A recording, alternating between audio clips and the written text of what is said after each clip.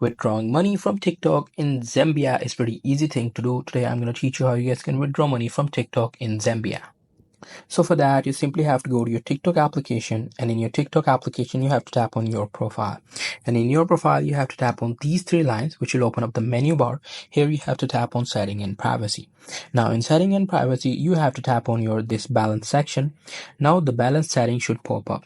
Now this should contain the amount of money that you've earned. As you guys can see in this, it is showing the PKR, but it should show you the money according to your currency. So you just simply have to tap on that, and what it will do is it will tell you that how to withdraw it. You just simply have to tap on the withdraw.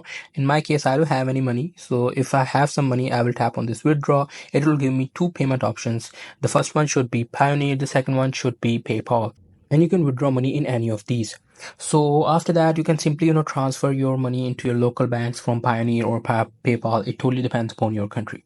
So that's pretty much it. That's how you guys can do it. Hope you guys find this video helpful.